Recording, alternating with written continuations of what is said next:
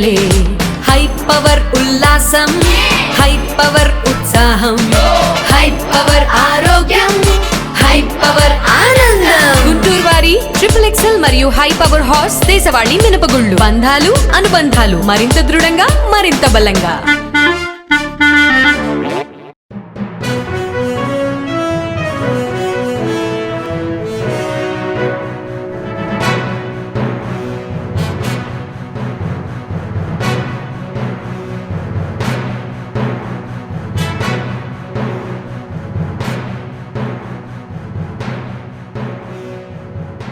నమస్కారం. NXT news కి స్వాగతం. ఈనాటి వార్తా విశేషాలు. చరిత్రలో కనివిని ఎరుగని రీతిలో మార్కెట్లు పతనమవుతున్నాయి. ట్రంప్ ప్రారంభించిన టారిఫ్ వార్ గ్లోబల్ మార్కెట్లపై తీవ్ర ప్రభావం చూపుతోంది. America, China, Japan, European union, ఇండియాతో పాటు ప్రపంచంలోని అన్ని మార్కెట్లు కుప్పకూలిపోతున్నాయి. ఈరోజు దేశీయ స్టాక్ మార్కెట్ల ఎర్లీ ట్రెండింగ్స్ లో బ్లడ్ బాత్ కనిపిస్తోంది. సెన్సెక్స్ ఏకంగా 2500 పాయింట్లకు పైగా పతనమైంది. నిఫ్టీ 1000 పాయింట్లకు పైగా నష్టపోయింది. సెన్సెక్స్, నిఫ్టీ 10 నెలల తర్వాత అత్యంత కనిష్ట స్థాయికి పడిపోయాయి. AP deputy CM Pavan Kalyan సోమవారం విశాఖ రానున్నారు. ఇక్కడ గిరిజన గ్రామాల్లో 2 రోజులు పర్యటించనున్నారు. మొదటి రోజు అడవి తల్లి బాట పేరుతో చేపట్టిన రోడ్డు శంకుస్థాపన కార్యక్రమానికి పవన్ చేతుల మీదుగా శ్రీకారం చుట్టనున్నారు. అల్లూరు జిల్లా డూంబ్రిగూడ మండలం పెదపాడు గ్రామంలో గిరిజన ఆవాసాల సంరక్షణ ముఖాముఖి కార్యక్రమాలు, బహిరంగ సభ నిర్వహిస్తారు. 2వ రోజు మంగళవారం సుంకరమెట్ట ప్రాంతంలో నిర్మించిన వుడెన్ బ్రిడ్జ్ ని ప్రారంభిస్తారు. అనంతరం విశాఖకు పయనమవుతారు. ₹1 అవినీతి లేకుండా 1000 కోట్ల రూపాయల ఆస్తిని మంగళగిరి ప్రజలకు అందిస్తున్నామని మంత్రి లోకేష్ తెలిపారు. మన ఇల్లు మన లోకేష్ కార్యక్రమంలో భాగంగా 3వ రోజు మంగళగిరి డాన్ బాస్కో పాఠశాల వద్ద పేదలకు శాశ్వత పట్టాలు పంపిణీ చేపట్టారు. పట్టు వస్త్రాలు, పసుపు కుంకుమ పెట్టి పట్టాలు అందజేశారు. మంగళగిరి ప్రజల కోసం తెచ్చిన శాశ్వత ఇళ్ల పట్టాల జీవో రాష్ట్రమంతటా అమలయ్యేందుకు ఉపయోగపడిందని అన్నారు. ప్రజలు ఎప్పుడు ఏ సమస్యతో వచ్చినా పరిష్కరించేందుకు తలుపులు తెరిచే ఉంచుతామని లోకేష్ భరోసా ఇచ్చారు. ఆంధ్ర రాష్ట్ర చరిత్రలో ఎక్కడ జరిగిన విధంగా ఒక మంగళగిరి నియోజకవర్గం కోసం జియో తీసుకొస్తే ఆంధ్ర రాష్ట్రంలో పేద ప్రజలందరికీ పనికొచ్చే విధంగా జరిగింది తల్లి. ఇప్పటికీ 7000 మంది దరఖాస్తు చేసుకుంటే దాంట్లో 4000 మంది కేవలం ఒక మంగళగిరి నియోజకవర్గం నుంచి ఉన్నారు తల్లి. ఈ 5 రోజు కార్యక్రమం 3000 కుటుంబాలకి ఈరోజు ఇంటి పట్టాలు ఇస్తున్నాం. ఈ కార్యక్రమం అయిన తర్వాత ఆ పట్టాలని మీరు రిజిస్టర్ చేసుకోవచ్చు. 2 సంవత్సరాల్లో ఆ పట్టాన్ని కూడా అమ్ముకునే హక్కు మీకు ఎన్డీఏ ప్రభుత్వం కల్పిస్తుంది తల్లి. 5 రోజుల్లో సుమారుగా 1000 కోట్ల విలువైన, అంటే మార్కెట్ వాల్యూ 1000 కోట్లున్న భూమిని ఉచితంగా ఈరోజు ఎన్డీఏ ప్రభుత్వం మీకు అందజేస్తుంది తల్లి. ఈరోజు 1000 కోట్ల రూపాయల విలువైన ఆస్తి మీకు ప్రభుత్వం అందిస్తుంటే దాంట్లో ₹1 అవినీతి లేకుండా మేము చేశాం తల్లి. అది ఎన్డీఏ ప్రభుత్వానికి ఉన్న చిత్తశుద్ధి. అహర్నిశలు మీకోసం కష్టపడడానికి మేము సిద్ధంగా ఉన్నాం. ఆనాడే చెప్పా, మీకు ఏ సమస్య ఉన్నా మా ఇంటి తలుపులు 24 గంటలు మీకు తెరుచుంటుందని ఈ సభాముఖం తెలుపుకుంటూ, అంతేగా తల్లి ఇక్కడ చిల్లపల్లి గారు ఉన్నారు. ఆయన మెడికల్ డెవలప్మెంట్ కార్పొరేషన్ చైర్పర్సన్. దశాబ్దాలుగా మనందరికి ఒక కళ ఉంది తల్లి. అది 100 పడకల ఆసుపత్రి. ప్రైవేట్ డాక్టర్లు వచ్చి నాకు చెప్పారు హాస్పిటల్ మీరు కట్టాలి అని చెప్పి. అమ్మా ఈరోజు నేను గర్వంగా చెప్తున్నా, 2వ క్యాబినెట్ మీటింగ్లో అప్రూవల్ తీసుకొచ్చాను. 13వ తారీఖు, ఏప్రిల్ 13వ తారీఖు దానికి శంకుస్థాపన కూడా మన ప్రభుత్వం ఇవ్వబోతుంది. ఒకే ఒక సంవత్సరం 12 నెలల్లో ఆ పని పూర్తి చేసే బాధ్యత మటుకు చిల్లపల్లి గారు తీసుకుంటున్నారు తల్లి. పోలీస్ స్టేషన్ అప్గ్రేడ్ చేస్తున్నాం. ట్రాఫిక్ పోలీస్ స్టేషన్ అప్గ్రేడ్ చేస్తున్నాం. ఈరోజు పార్కులు, చెరువులు అభివృద్ధి చేస్తున్నాం. చేనేత సోదరులకి ఒక హ్యాండ్లూమ్ క్లస్టర్ ఏర్పాటు చేస్తున్నాం. మన దగ్గర ఎక్కువ మంది స్వర్ణకారులు ఉన్నారు. వాళ్ళ కోసం ఆనాడే చెప్పా, జెమ్స్ జ్యువెలరీ పార్క్. బంగారం మనం ఏమన్నా ఆభరణాలు ఏమన్నా డిజైన్ కానీ తయారీ కానీ అమ్మకాలు మొత్తం ఒక మంగళగిరి నియోజకవర్గంలో జరగాలి. మెరుగైన పని మనోళ్ళకి తెలియాలి, స్కిల్ డెవలప్మెంట్ జరగాలని చెప్పాను. దాన్ని కూడా స్వీకారం చుట్టాం. నా లక్ష్యం ఒకటే, భారతదేశంలో నంబర్ 1 నియోజకవర్గం ఏదంటే ఆలోచిస్తే దానికి చిరునామా మంగళగిరి చేసే బాధ్యత మీ లోకేష్ తీసుకుంటాడని ఈ సభాముఖం తెలుపుకుంటూ, నాకు ఇంత అద్భుతమైన అవకాశం ఇచ్చిన మంగళగిరి ప్రజలందరికీ పేరు పేరున నా హృదయపూర్వక ధన్యవాదాలు తెలుపుకుంటూ మీ అందరి దగ్గర నుంచి సెలవు తీసుకుంటున్నా. తెలంగాణ సీఎం రేవంత్ రెడ్డి భద్రాద్రి కొత్తగూడెం జిల్లా బూర్గంపాడు మండలంలోని సారపాకలో పర్యటించారు. ఈ సందర్భంగా సన్నబియ్యం లబ్ధిదారుడి ఇంట్లో భోజనం చేశారు. వారి కష్టసుఖాలను అడిగి తెలుసుకున్నారు. 55 డివిజన్లో డొంకరోడ్డు 3 వంతెనల వద్ద Emmanuel Peta pipe, CC outfall drain, RCC culvert నిర్మించి రోడ్డు వైండింగ్ చేసిన భాగమునికి సీసీ రోడ్డు నిర్మాణం కొరకు శంకుస్థాపన చేసిన ఎమ్మెల్యే మహమ్మద్ నజీర్, నగర ఇన్ఛార్జి మేయర్ షేక్ సజిలా. ఈ సందర్భంగా వారు మీడియాతో మాట్లాడారు. 3 వంతెనల బ్రిడ్జ్ ని ఎక్స్టెండ్ చేస్తూ రైల్వే వాళ్ళు 4 ట్రాకులు వేయడం జరిగిందని చెప్పారు. గతంలో ఎప్పుడు కూడా వర్షం వచ్చినా పూర్తిగా 3 వంతెనలు మునిగిపోయే పరిస్థితి ఉండేదని అన్నారు. రైల్వే అధికారులు, జీఎంసీ అధికారుల సహకారంతో వర్షం కురిసినప్పుడు వచ్చే నీటిని నెహ్రూ నగర్ వైపు మళ్లించే విధంగా ఏర్పాట్లు చేశామని చెప్పారు. డొంక రోడ్డు 35 అడుగుల ఉన్న రోడ్డుని 60 అడుగుల రోడ్డుగా విస్తరిస్తున్నట్లు తెలిపారు.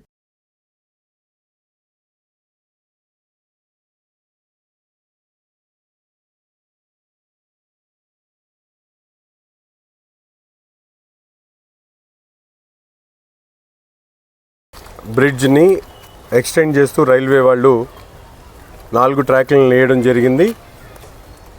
గతంలో ఎప్పుడు కూడా వర్షపు నీరు వచ్చినప్పుడు పూర్తిగా మునిగిపోయేటువంటి పరిస్థితులు ఉన్నటువంటి 3 వంతెనల్ని ఈరోజు కొత్తగా రైల్వే అధికారులు అలాగే జీఎంసీ అధికారుల సహకారంతో మెయిన్ రోడ్ ఏదైతే డొంక రోడ్ మెయిన్ రోడ్ నుంచి ఆ వాటర్ ఏదైతే వేస్ట్ వాటర్ కానీ వర్షపు నీరు కానీ వచ్చేటువంటి వాటర్ని డైవర్ట్ చేస్తూ నెహ్రూ నగర్ వైపు 3 మీటర్స్ ఒక డ్రైన్ ఏర్పాటు చేసి అది వెంట్ ద్వారా నెహ్రూ నగర్లో ఉన్నటువంటి డ్రైన్లో కలిపేటువంటి కార్యక్రమాన్ని ఈరోజు రైల్వే అధికారుల సహకారంతో తీసుకోవడం జరిగింది.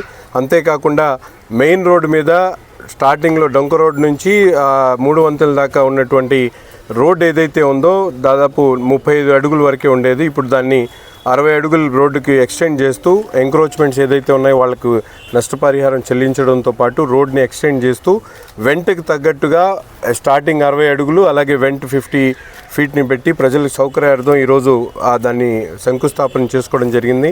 గుంటూరు నగరంలో ప్రతి ఒక్క మార్గంలో కూడా ఎంక్రోచ్మెంట్స్తో పాటు అభివృద్ధి చేసేటువంటి ప్రణాళికలతో అవసరమైనటువంటి ప్రజల సహకారం తీసుకొని ప్రతి రోడ్ను కూడా ఎక్స్టెండ్ చేసుకుంటూ అవసరమైనంత వరకు దాన్ని కూడా ఎంక్రోచ్ చేసేటువంటి కార్యక్రమాన్ని చేసుకోవడం జరుగుతూ ఉంది. ముఖ్యంగా మొన్న 2 రోజుల క్రితం బొంగరాలు బీడు ఏదైతే వసంతరాయపురం మెయిన్ రోడ్ ఉందో దాన్ని కూడా ఇప్పుడున్నటువంటి 35-40 అడుగుల వరకు ఉన్నటువంటి బొంగరాలు బీడు రోడ్ని 60 అడుగులు చేయడానికి మాస్టర్ ప్లాన్ ప్రకారం అక్కడ ఉన్నటువంటి ప్రాపర్టీ హోల్డర్స్ అందరితో మీటింగ్ పెట్టుకోవడం, వాళ్ళందరినీ కూడా ఒప్పించి రాబోయేటువంటి 15 రోజుల్లో డాక్యుమెంట్ కలెక్షన్తో పాటు వాళ్ళని ఎక్స్గ్రేషియా ఏదైతే కాంపెన్సేషన్ ఇవ్వాలో ఆ కార్యక్రమాన్ని కూడా ఈరోజు నగరపాలక సంస్థ అధికారులు అలాగే మేమందరం కూడా కలిసి చేస్తూ ఉన్నాం. తప్పకుండా నగరంలో ముఖద్వారంగా ఉన్నటువంటి మార్గాలతో పాటు ఇంటర్నల్ రోడ్స్ని కూడా పూర్తిగా ఎక్స్టెండ్ చేసుకుంటూ గుంటూరును ఒక స్మార్ట్ సిటీగా తయారు చేయడానికి అవసరమైనటువంటి ప్రణాళికల్ని కూడా అమలు చేసేటువంటి కార్యక్రమంలో భాగంగా ఈరోజు డొంక రోడ్డు ప్రాంతంలో సంబంధించినటువంటి 3 వంతెనల మెయిన్ రోడ్ని కూడా 60 అడుగులకు చేసుకోవడం జరుగుతూ ఉంది.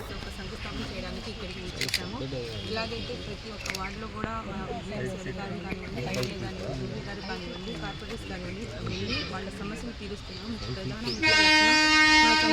గారు అధికారంలో వచ్చిన తర్వాత గతంలో ఎక్కడ పడితే అక్కడ రోడ్లు గుంతలు ఉన్నాయి కాబట్టి ఆయన అధికారంలో వచ్చిన వెంటనే 861 కోట్ల రూపాయలను మంజూరు చేశారు.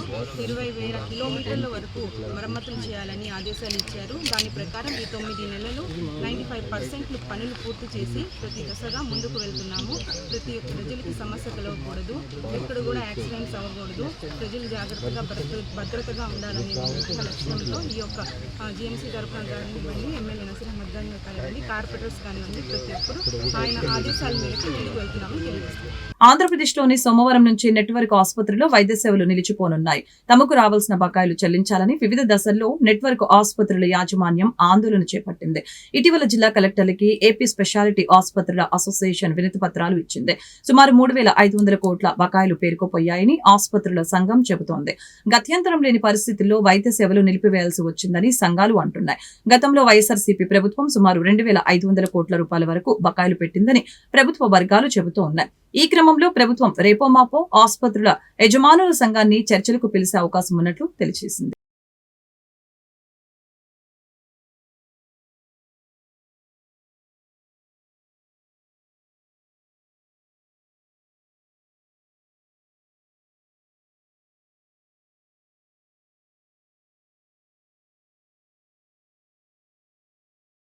మాజీ ఉప ముఖ్యమంత్రి అంజాద్ బాషా సోదరుడు కడప వైసీపీ నేత అహ్మద్ బాషాని పోలీసులు అరెస్టు చేయడంపై ప్రజలు టీడీపీ శ్రేణుల్లో హర్షాతిరేకలు వ్యక్తమవుతున్నాయి.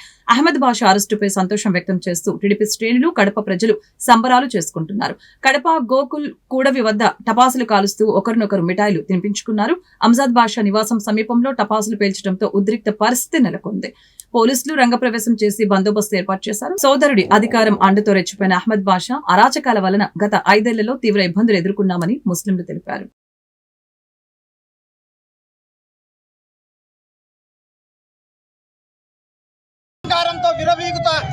ఒకప్పుడు మా ఎమ్మెల్యే మాధవిరెడ్డి గారికి అనరాని మాటలు మాట్లాడినాడు.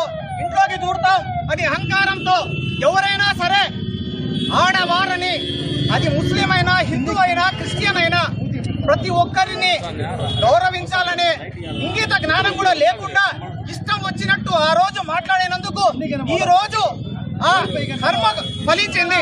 అహ్మద్ బాషా గారి వల్ల ఎంతో మంది మైనార్టీలే కాదు, హిందూ సోదరులు కూడా, క్రిస్టియన్ సోదరులు కూడా ఎంతో మంది వాళ్ళ కుటుంబాలు నాశనమైనాయి, ఎంతో మంది ఉద్యోగాలు పోగొట్టుకున్నారు. ఈ రోజు వాళ్ళందరూ సంతోషపడుతుంటారు. పార్టీ పరంగానే కాదు, నార్మల్ న్యూట్రల్ మనుషులు కూడా చాలా మంది ఈ రోజు పండగ వాతావరణం ఇక్కడ నెలకొల్పిందని నేను తెలియజేసుకుంటున్నాను. 2019 నుంచి 2024 వరకు ఎక్కువగా నష్టపోయింది మాత్రం మైనార్టీలే. మైనార్టీ డిప్యూటీ సీఎం ఉన్నా కానీ ఎక్కువ నష్టపోయి మైనార్టీసే. అతి ఎక్కువ కేసులు నమోదు చేసిన మీద మైనార్టీ మీదనే. మా ఇంటి మీద పోలీసు వాళ్ళని పంపించి నా మీద 14 కేసులు పెట్టించినాడు. ఈరోజు మా మేడం ఇంట్లో దూడతా, అది చేస్తా, ఇది చేస్తా అని ఏదేదో విరవీకినాడు. ఎప్పుడు కూడా కుర్చీ శాశ్వతం కాదు. ఇంకా ఓవర్ యాక్షన్ చేస్తే ఇదే గతి పడుతుంది. ఇంకా రానున్న రోజుల్లో అయినా కనీసం ఈయన ముస్లింస్ కు గొడవలు పెట్టాలని, ముస్లింస్ హిందువులు గొడవలు పెట్టాలని చాలా ఇప్పుడు కూడా ట్రై చేస్తున్నారు. ముఖ్యంగా మైనార్టీ యూత్ అవేగ్గా ఉండండి, వీళ్ళ ట్రాప్ లో రాకుండా చూసుకోండి. సరస్వతి పవర్ షేర్ల ఎంఓయూపై వైకాపా అధ్యక్షులు జగన్ స్వయంగా సంతకం చేశారని ఏపీ కాంగ్రెస్ అధ్యక్షురాలు వైఎస్ షర్మిల అన్నారు. ఇప్పటి వరకు ఒక్క ఆస్తి కూడా జగన్ తనకివ్వలేదని చెప్పారు. విజయమ్మకు సరస్వతి పవర్ షేర్లను జగన్ గిఫ్ట్ డీడ్ కింద ఇచ్చారు.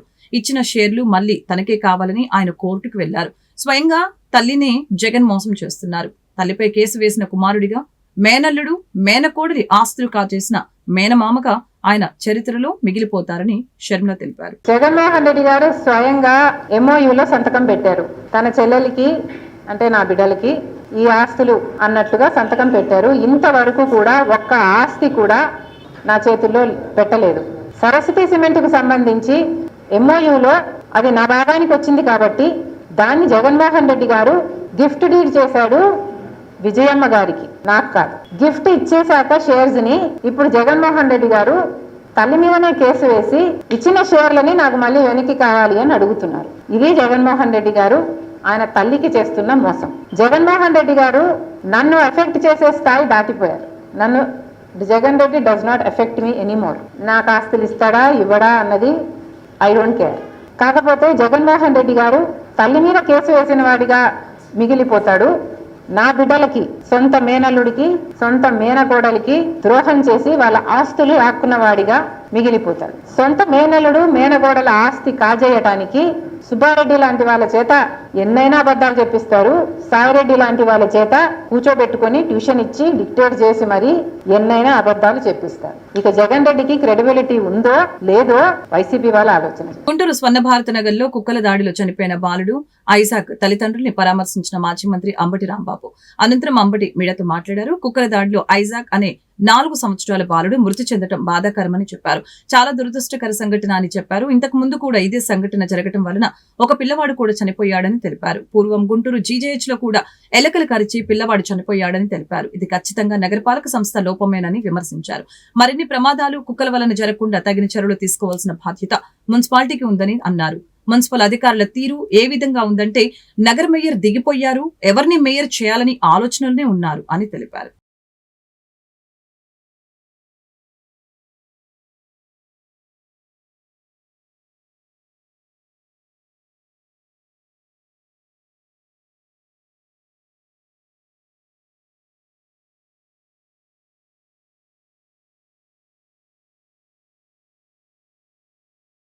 గుంటూరులో ఒక అనుకోని విషాదం జరిగింది. ఒక 4 సంవత్సరాల బాలుడు స్వర్ణభారతి నగర్లో నాగరాజు రాణి దంపతుల కుమారుడు కుక్క అతని మీద దాడి చేసి దారుణంగా గాయపరచడంతో ఆసుపత్రికి వెళ్ళే లోపునే ఆ పసిబాలుడు నిండు నూరేళ్లు నిండాయి. ఇది చాలా దురదృష్టకరమైనటువంటి సంఘటన. దీనికి వెళ్ళి వారిని పరామర్శించడం కూడా జరిగింది. పాపం పేద కుటుంబం, అతను ఆటో డ్రైవర్, 3 పిల్లలు. ఇది చాలా విషాదకరమైనటువంటి సంఘటన. దురదృష్టం ఏంటంటే ఈ సంఘటనలు తరచూ జరుగుతూ ఉన్నాయి. ఇంతకు ముందు కూడా అదే కాలనీలో ఒక పిల్లవాడిని కలిస్తే అతను చనిపోయాడనే మాట నేను విన్నాను. మీకు గుర్తుందో లేదో, పూర్వం గుంటూరు జీహెచ్లో కూడా ఎలుకలు కరిసి పసిపిల్లవాడు చనిపోయాడు. ఇలాంటి దుర్ఘటనలు ఎందుకు గుంటూరులో జరుగుతున్నాయో నాకు అర్థం కాలేదు. ఇది ఖచ్చితంగా అడ్మినిస్ట్రేషన్ ఫాల్ట్ అని నేను అనుకుంటున్నాను.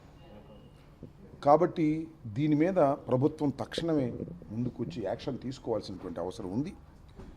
మరిన్ని ప్రమాదాలు కుక్కల వల్ల జరగకోకుండా తగిన చర్యలు చేపట్టవలసినటువంటి బాధ్యత మున్సిపాలిటీకి ఉంది. మున్సిపాలిటీ వ్యవహారం ఎలా ఉందంటే, మున్సిపల్ కమిషనరు, ఈ మున్సిపాలిటీలో ఉన్నటువంటి వాళ్ళు మేయర్ దిగిపోయాడు, ఎవరు మేయర్ అవుదాం అనేటువంటి ఆలోచనలో ఉన్నారు. మరి కమిషనర్ ఏమో ఏ విధంగా ధనాన్ని సంపాదించుకోవాలి, ఏ విధంగా తెలుగుదేశాన్ని ప్రొటెక్ట్ చేయాలి, ఏ విధంగా కార్పొరేటర్ని అటు నుంచి ఇటు కొనాలి అనే ఈ పద్ధతుల్లో ఉండటం వల్ల అడ్మినిస్ట్రేషన్ మీద దృష్టి మరలిందేమోనని నాకు అనుమానం కలుగుతుంది. అధికారులు రాజకీయాలు ఇంటర్ఫీర్ కావద్దని మనవి చేస్తున్నాం. ఎవరో అవుతారు చైర్మన్గా, అది మీకెందుకు? మీరే 24 గంటలు అదే పనిలో ఉండి తెలుగుదేశానికి సహాయం చేయాలనేటువంటి పద్ధతుల్లో మీరు ఉండటం వల్లనే ఇలాంటి సంఘటనలకి ఆస్కారం కలుగుతుందని నేను అభిప్రాయపడుతున్నాను. ఇప్పటికైనా మున్సిపల్ అడ్మినిస్ట్రేషన్ తగిన చర్యలు తీసుకొని ఇలాంటి సంఘటనలను నివారించేందుకు ప్రయత్నం చేయాలని నేను హృదయపూర్వకంగా కోరుకుంటున్నాను. ఈ వార్తలు ఇంతటితో సమాప్తం. మరొక బులెటిన్లో మళ్ళీ కలుద్దాం. నమస్కారం.